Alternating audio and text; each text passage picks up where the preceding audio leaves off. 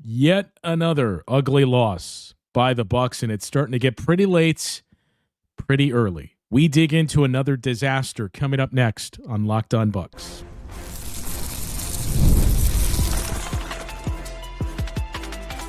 You are Locked On Bucks, your daily Milwaukee Bucks podcast, part of the Locked On Podcast Network, your team every day. Welcome into Locked On Bucks. I am Justin Garcia. We thank you for making this your first listen of the day each and every day, and to everybody that has helped make the Locked On Podcast Network the #1 sports podcasting network in the industry. You can hear me each and every game on the Bucks Radio Network as I just wrapped up duties tonight in one of the more challenging games to hold this position for. We'll get into that in just a moment. Today's episode of Locked On Bucks brought to you by FanDuel. For tip-off, check the FanDuel app and see what's dropping during NBA Happy Hour every Friday from 6 to 7:30 p.m. Eastern Time. So, look, there's a lot that went on in this game that we'll get to, but there's not much I can say that has not already been said and that you guys don't feel yourself. This on the heels of a very disappointing loss Sunday in Denver to the Nuggets. To follow up with this, you can make a strong case it's the low point of the season. The fact of the matter is we've seen a handful of these games that you would say, well, this is the worst loss. This is the low point. We've seen far too many of them. It's back-to-back games that you lose to a team that's shorthanded, and Camille and I were joking about it before the game. When you saw the injury report, and we noted on yesterday's show, Gobert is so you're going to be dealing with a smaller Timberwolves team, and what Rudy Gobert does for their paint defense and how it opens up three-point shots for the opponent when you're playing them without Rudy. And then we learned Anthony Edwards was out too for injury management. And I was joking about it with Camille, and I thought it was a joke. And that, oh no, they're not possibly going to do this again, are they? And give away another game to a shorthanded opponent. And they did. There wasn't great energy from the start of this game. And it's easy for us to lay blame for who that is. That's on the coach or the coaching staff. It's a collective thing.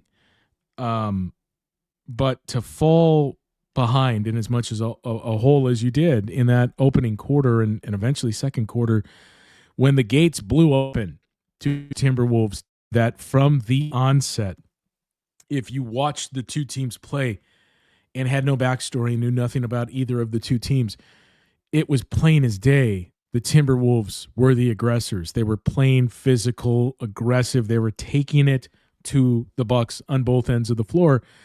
And for lack of a better phrase, the Bucks just allowed it. The lead balloons to 31, and you started to hear some boos inside the arena, and rightfully so, to come off of that disappointment on Sunday. And to follow it up with this,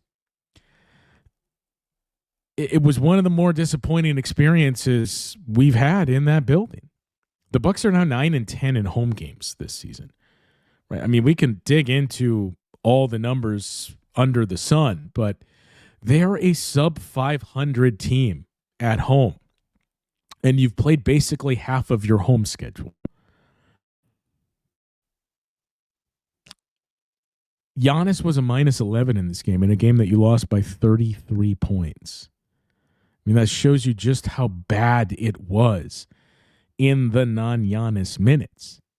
Giannis -11, Ryan Rollins -23, Gary Trent and Kyle Kuzma -30 and -37 as Gary Trent Jr.'s plus-minus numbers. The net rating with him on the floor versus off remains not good, right? And Gary Trent Jr. tonight, 2 of 5 on threes.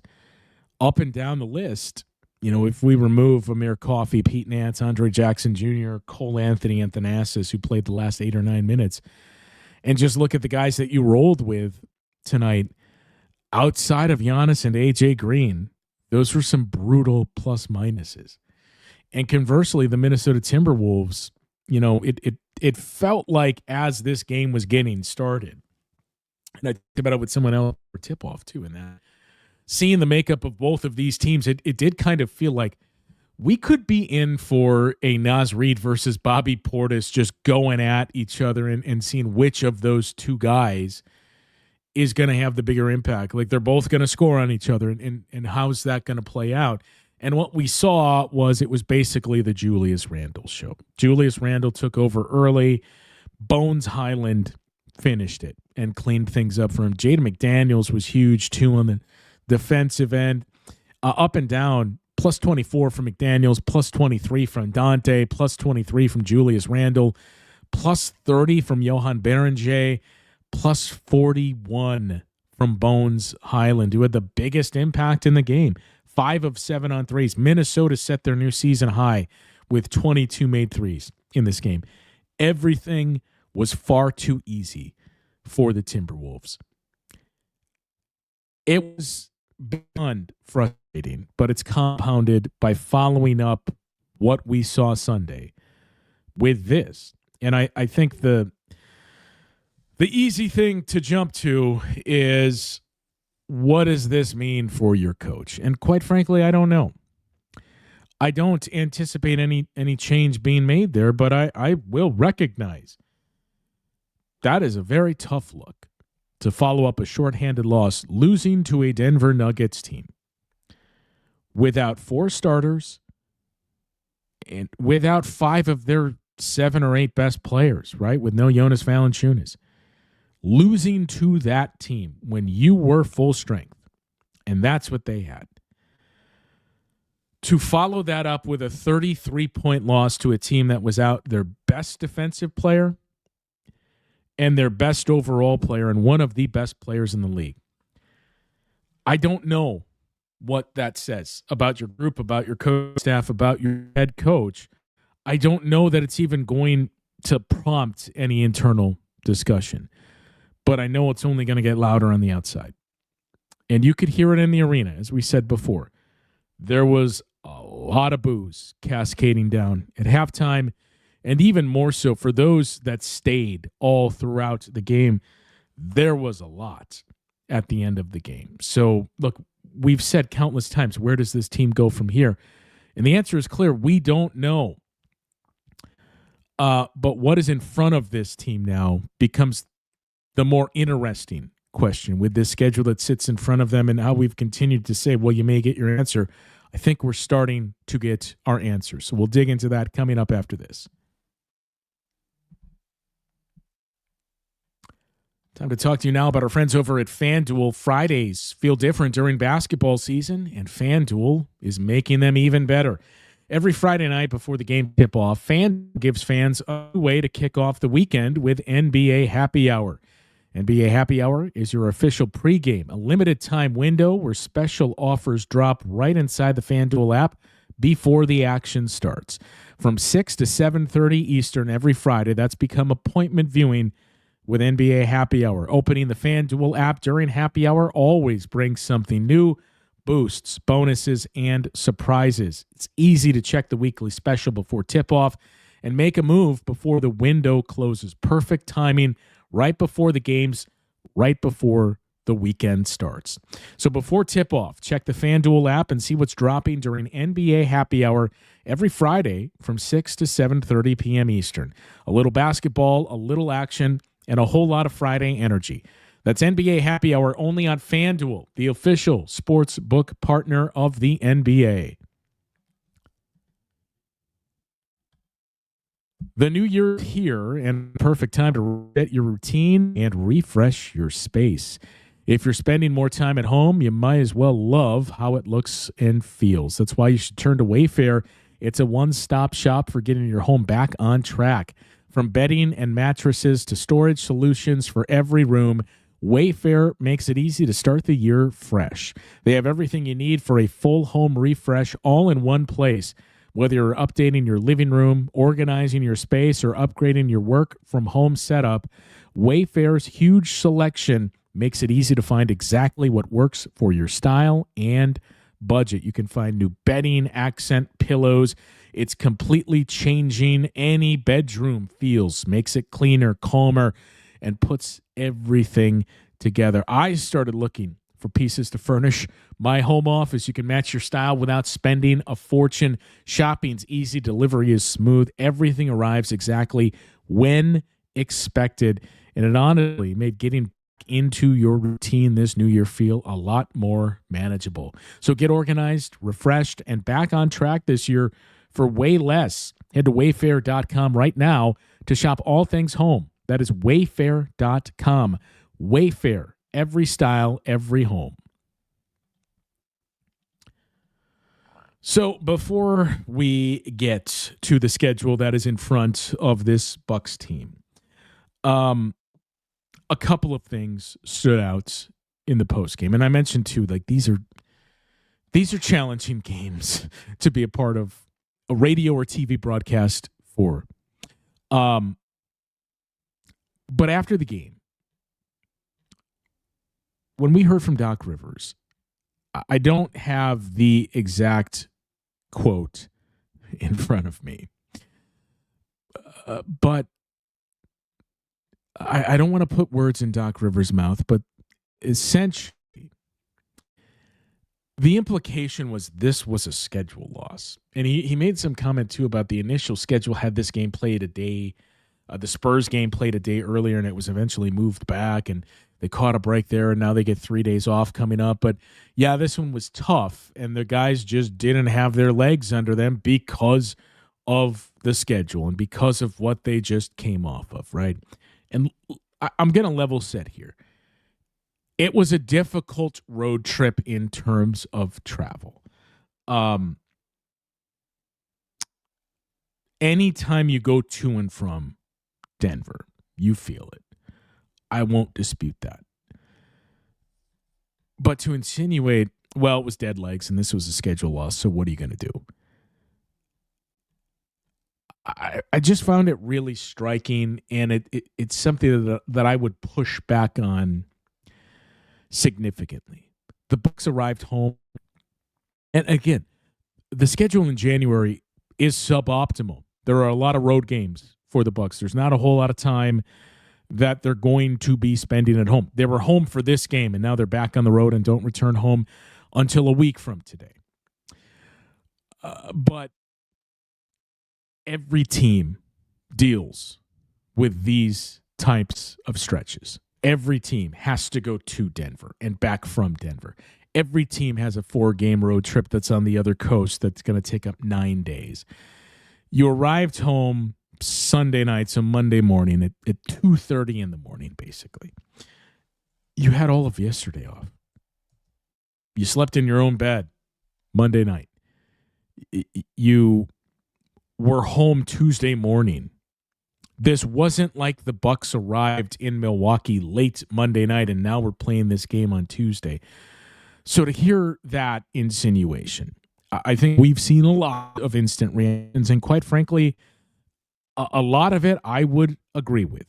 That you cannot say, we just didn't have it tonight, and I wish I would have pulled the guys earlier. This was a schedule loss that we came across here.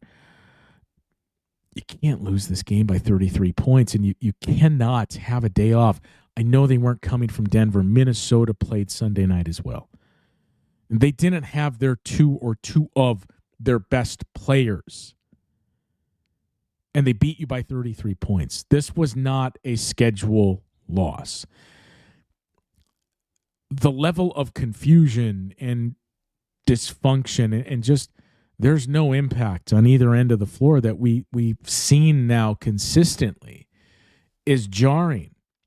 And there are certainly different circumstances around each of these last few head coach changes. It's not an apples to apples comparison. And I know you're going to continue to see a whole lot of, well, Adrian Griffin did this before he was fired, and Adrian Griffin's record was this. And at some point, there's no pushback against it. there has definitely been a longer leash with some coaches than others. Now, Adrian Griffin was also a first-time coach, and you could say it looked like the group was lost. There was a lot of dysfunction. They were winning because of talent. There was no clear plan. At times, it didn't look like they knew what they were doing. What does it look like now? I think that's if you are on that side of, well, yeah, but what does it look like now? And I think that's the troubling thing, is to see losses like this, that it's not few and far between. Like think back to it's not that long ago when these were extreme rarities for Bucks. They're happening on a regular basis now. To have losses at this volume. Seeing the way that the group played defensively and just how they weren't connected, and the Minnesota Timberwolves, it was like layup lines on some of those. What Julius Randle was able to do to get mismatches and a simple, one dribble move getting into the paint and getting wide open shots, the threes that they got. What I would agree with Doc Rivers on after the game was when he mentioned, the threes, Minnesota hit a lot of threes, and that was because of their ball movement and the shots that they created. That's 100% true. They created, I don't have the number in front of me yet, they created a ton of open looks and went 22 of 42 on threes because they were getting into the paint and they were spraying the ball around. And it was a Bucks team that just was caught flat-footed and frankly didn't look like they knew what the assignment was. And conversely, we didn't see the same type of thing. We've continually heard from Giannis about how this team needs to play, and they're not doing it on either end of the floor. And I think that was the troubling part from all of this. But to hear, again, not to put words in his mouth, and I haven't gone back and listened and re-listened, I should say, to the post-game comments, but I think we all heard it and thought the insinuation was, well, what are you going to do, right? It was a tough schedule that we had to get back from Denver a day and a half ago. We had to find our legs, and we just didn't have them. So what are you going to do? When you're 17 and 23, that's not a viable excuse. And Thursday with the San Antonio Spurs, you're halfway through the season. Your best case scenario at the midpoint is you're 18 and 23, which puts you on pace for 36 and 46. I think worst case scenario for a lot of Bucks fans coming into this season was they're 7 and 24, 8 and 23 at the midpoint. Means Giannis has missed a lot of time and is maybe still out for an extended period of time. Giannis has missed a chunk of time. That's not the reason why they're here.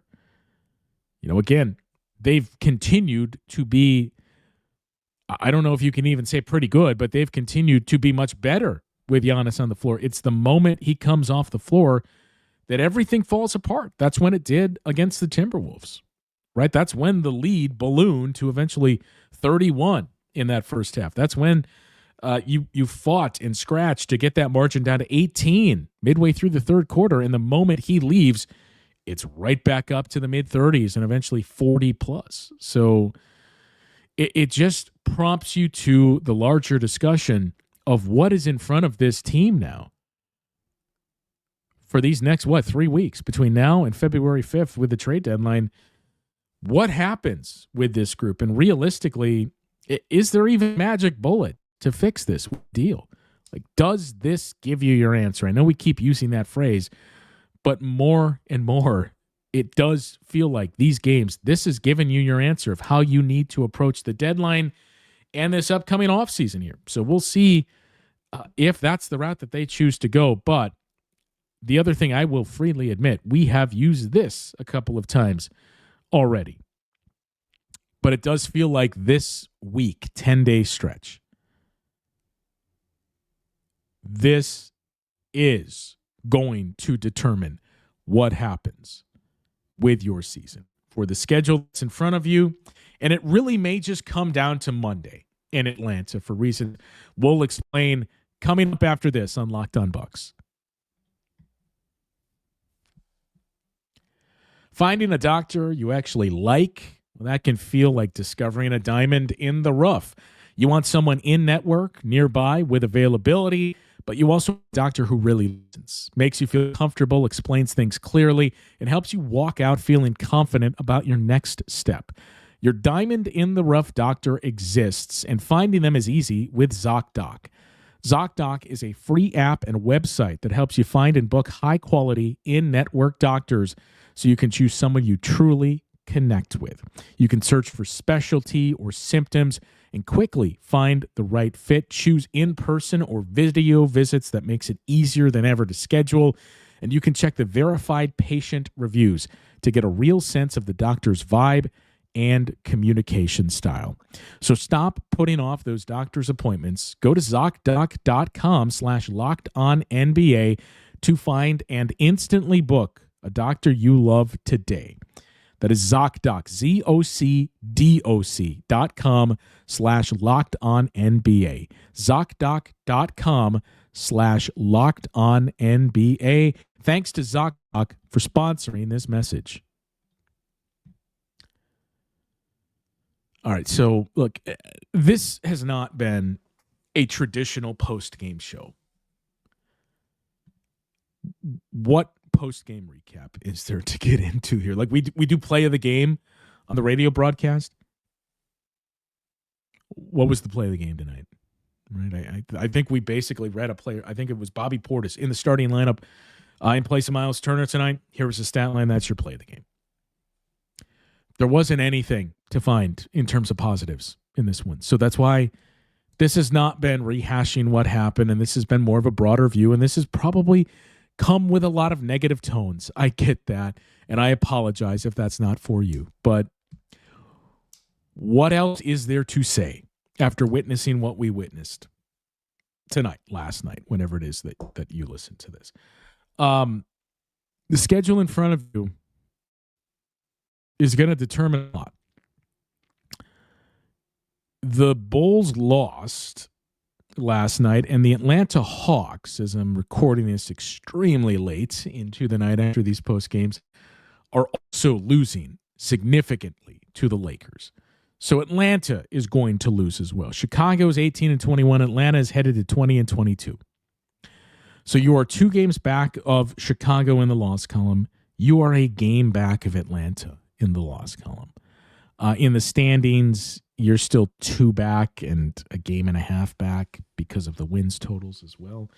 But look, every single game you have against Chicago, Atlanta, Miami are of the utmost importance if you're going to climb out of this. You have to take care of business against those teams that are directly in front of you in the standings, for multiple reasons. Number one, it counts as 2. The win for you, it's a loss for them, but also for the tiebreaker component.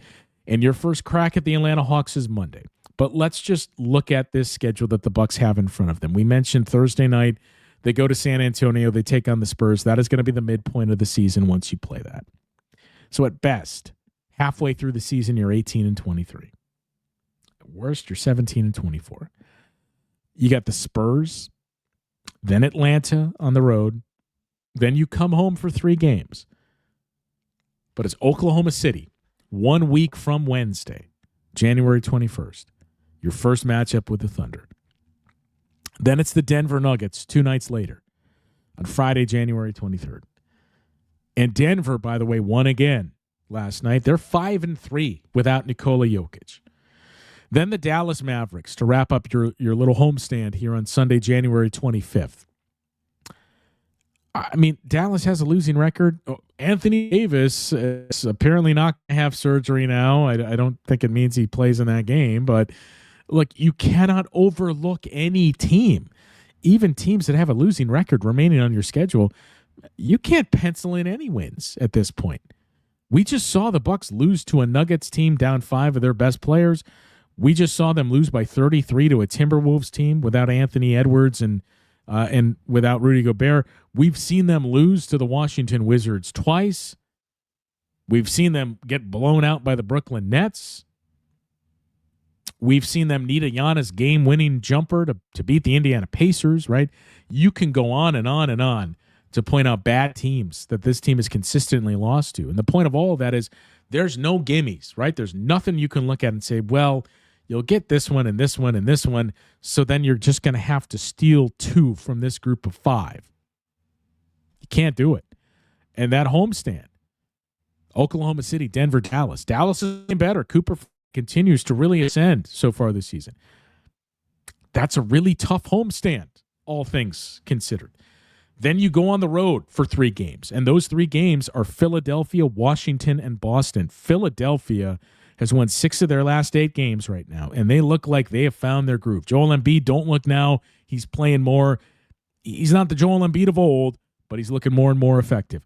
The Celtics still in the hunt for the second-best record in the conference. They have played incredibly well. And the Wizards, as we noted, have beaten you twice already. After those road games, then you come back home for 3 at home. The Chicago Bulls, the New Orleans Pelicans, the Indiana Pacers. And as I said, you cannot pencil in any wins and say, well, this team is going to win those games. Those 3 games at this point are absolute. And I go against everything I've said when I tell you there's no such thing as a must-win in the regular season. If the goal at that point is still playoff team, get into the play-in tournament, keep on moving up the standings and go from there. If that is still the goal, all 3 of those games are must-win games at home against the Bulls, the Pelicans, and the Pacers. And then you wrap up your first half schedule with 3 games on the road. So basically, once you get through Atlanta on Monday, it's 3 at home, 3 on the road, 3 at home, 3 on the road. And those 3 road games are 2 in Orlando against the Pacers and your final game against the Thunder in Oklahoma City. So once you get into late January, and let's just say February 1st, and go through that second or that first set of 3 straight games on the road. So once you get through February 1st, that is 8 games between now and then. I think if you are really going to talk yourself, and the other thing that's important about that February 1st is that leaves you 4 days before the trade deadline. So let's take it a step further, and let's say February 4th, the first 2 games of your next 3-game homestand, because that butts up against the trade deadline on February 5th. You got 10 games between now and then. If you are realistically going to sell yourself on, we see a path forward, we think we can still turn it around and we can play better with this group. And again, what is better, right? What's the ceiling of we can turn it around? Because at this point, as you sit here with 23 losses, that is 5 games behind in the loss column, 5 games behind the number 6 seed. So the first team that would miss the play-in. It's not insurmountable, but it's going to take a win streak. It's going to take this team finally winning 3 straight games. So in these 10 games, realistically, if you're going to talk yourself into that, you got to go 7-3. And even then, you're 24-26. You go 7-3, you're 24-26 going into the trade deadline. Maybe Atlanta continues to struggle or play inconsistently, I should say. Maybe Chicago continues to struggle. Maybe Miami starts to take a step backward. But realistically, what is the ceiling, right? Is it, okay, you can get to the 7 seed and have 2 cracks at making the play-in tournament? Because let's say the Bucks lose to the San Antonio Spurs, which I don't think is all that big of a leap. Let's say they lose to the Spurs on Thursday. You wrap up first 41 games with a 17-24 record. So if you're going to finish 500, you would have to go 24-17 at worst in your second half schedule. That includes all of those games that we went through.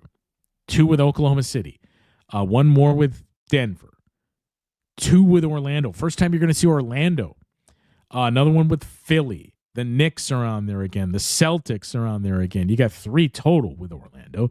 You got 2 with Phoenix, who's played incredibly this season. Another Cleveland game, or 2 more Cleveland games, I should say. Houston once more, and it's on the road. Memphis, who, by the record, not great, but Memphis has owned you. So you still have a lot of challenges. 2 with Utah. Got to go 24-17 at worst to get to 500, to just get to 500. You want to finish better than that. You do math, like 28-13. We've seen nothing to suggest this team has that in them to consistently do that. I know it's been a bit of a downer here, but this was a really, really disappointing night to see that type of performance on the heels of that type of performance to the Denver Nuggets on Sunday. And look, I mentioned this, I danced around it too, but these games are challenging to do as a member of the radio or TV broadcast. And I heard a few people talk about, like, wow, the TV broadcast is really being honest about this. I mean, that's all you can do in these spots, right? I mean, you're not going to flame the team that you work for and say, man, this sucks. Where's the effort and what's happening here? But all you can do is be true and bring gallows humor, to reference tough night. You're shooting 23%. You'd like to find a better look there. It's going to be tough to win when the Timberwolves are continuing to get some open looks. Like, you can't hide from it, but you can't beat them up too much for the obvious reasons, but you also can't insult your intelligence and the audience intelligence. It's not fun to sit through and say, how am I going to get through this one and make sure I don't say something and let emotion get into it with the frustration that we're all experiencing it. So I very much do not look forward to these types of games, and unfortunately we have had them a handful of times in these past couple of years. So these next 10 games, this time we really mean it, right? Like, these next 10 games are going to decide a lot, and we may not even need those 10, because I had said too, it was right around this point of the season last year when the Philadelphia 76ers made the decision, it ain't happening. Let's pack it in, play for a draft pick. And granted, the difference is Philadelphia owed a top 6 protected pick, so that increased the urgency to say, time to pack it in, right? But this starts, we're getting to that point of the calendar where if you're going to make the decision, this is where teams make that decision of, that draft pick is looking pretty good right about now. And realistically, with the assets that the Bucks have, right? The asset is your 2031 draft pick. I don't know who's on the market, who's made available that you could realistically get even with that draft pick. You're going to need something else, right? And I don't know realistically who is out there that changes all that much for you. So we're going to reach a point in 10 days, 2 weeks, where you are going to have to make a decision of either we're at that point where it's 24-26 and close to 500, and we can talk ourselves into, this guy may help us. Not necessarily John Morant or even Zach LaVine, but this guy can fill a need for us, and this is going to make us better, and we think this helps us get to 41-41 or 42-40.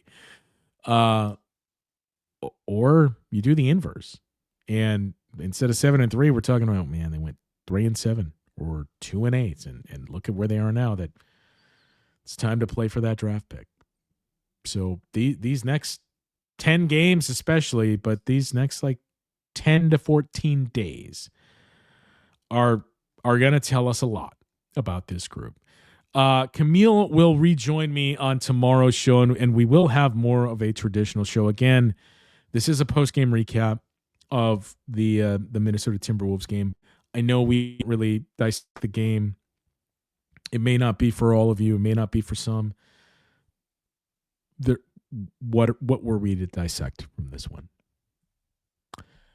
Very, very disappointing night, very long night, and it made it all the more disappointing to see what we did tonight with the opportunities that continue to be present for this team, and they just have failed to seize on them and take advantage of them.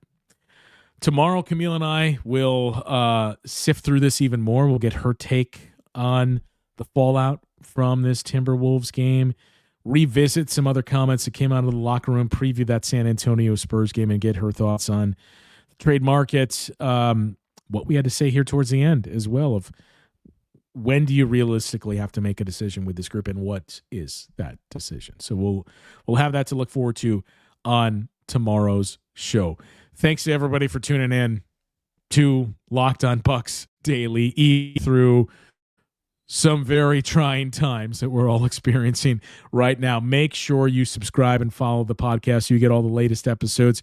You follow us on YouTube, you get notified whenever it is that we do go live. We do it over the summer whenever something big happens, free agencies and trades, any other moves and firings and personnel moves, and of course, trade deadline to lead up to it, any big moves that are made by the Bucks or that impact the Bucks. Camille and I go live and share our reaction. So you get instantly notified when those things happen if you subscribe on YouTube. If you never miss an episode of the show, then the Everydayer Club is built for you. You get Locked On Bucks ad-free and members-only Discord access and so much more.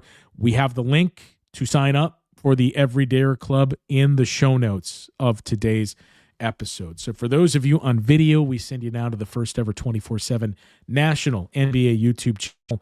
On audio, make sure you make that your second listen, NBA Game Night on Locked On NBA. We'll talk to you once again tomorrow.